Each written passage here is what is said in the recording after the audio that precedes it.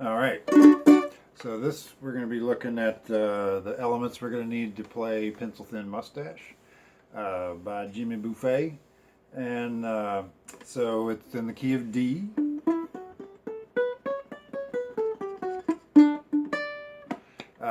And so the first chord in it, in general, like in most songs in the key of D, but not all, first chord is D.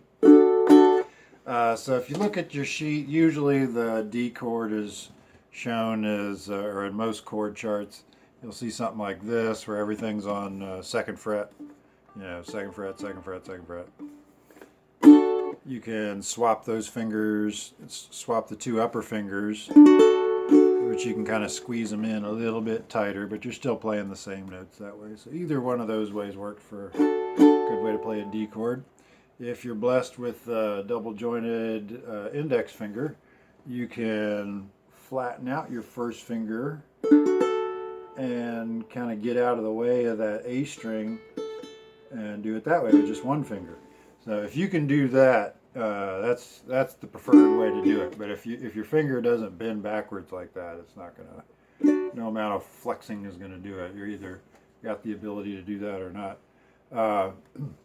But even if you can't do it that much, you can even just a little bit. You can slope it back some. You can kind of do it enough to get out of the way there.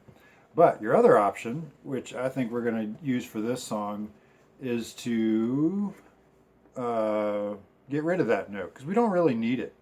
If you look at the notes that we're playing here, so this is a G string. Second fret on the G string is A. Second fret on the C string is D. So that's your root right there. It's a D chord. So A would be the fifth. And then this note right here, second fret on the E string is F sharp. So we got the fifth, sorry, the root, the third, and the fifth right there. And we also have that same A. If you notice the second fret top string is the same as the skinny string open now. So we got two notes that are the same. We don't need both of those. Let's replace that open A with fifth fret D. So now we have two roots in there. We have a high root on top. So this solves a couple problems. We don't have to worry about bending your finger back. And there's no more open notes. So now it's movable. So we got D, D flat, D, D sharp, E, F, F sharp, G, G sharp, A. You know, you can play all the chords with that one shape. Just moving it around. So this is the way I want to play a D chord for most of this song. If you really want to play it this way or whatever, it's going to sound fine. But I think it's extra cool to do it this way. Partly it's just a useful shape, and partly because there's some things that are going to come up later on that'll be kind of cool if you play it that way. It makes some neat things happen. So that's what we're going to do for the D chord. Almost 4 minutes in, and we got one chord. So the next chord we got here is F sharp 7. Now, let's look at just don't have an F sharp 7 on your chord chart probably. There's no open F sharp 7 chord. So we're going to take another 7 chord. Let's go back to that D7 chord that we did. So there's D. I think on the chord chart, or most chord charts, it'll have something like that, where you just take out the middle note. Or so that's a D7. That'll work. So if you take this and move it up a half step and bar over the first fret, then you got a D sharp 7, E7, F7, F sharp 7, G7.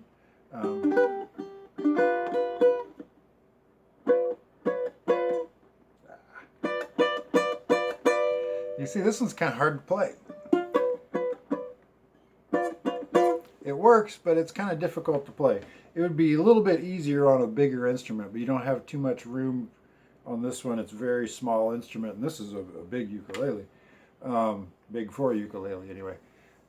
So let's think of another shape that would be a little bit easier to deal with. So I'm going to go back down to that D7 chord. So what did we do to make this a D7? We added in the 7th note. And the flatted 7th note of a D scale is C. So when you picked up that middle finger, we got from a D note right there, it goes to the open C. That's one way to play a D7. The other thing we could do would be to play the C right there and just bar all the way across. So just like we did D major right there, you can just put the 7 right there, got a D7. And once again, D7, D7,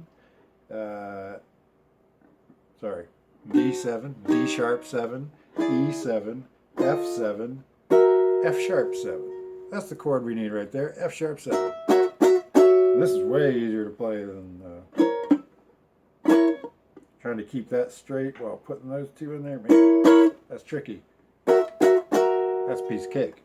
So I think we should use this shape right here. So basically I'm barred across 6th fret, and then with middle finger, 3rd finger, pinky, whichever finger you want. I'm probably going to use 3rd finger. I'm going to play the 7th fret. This is a really good dominant 7th shape to use. It's easy to play. You can move it around everywhere. So we got D chord, F sharp 7, F sharp 7. All right, I'm going to turn on a beat here, and then we'll let's loop this for a second. All right, so let's do 4 strums on D, 4 strums on F sharp 7.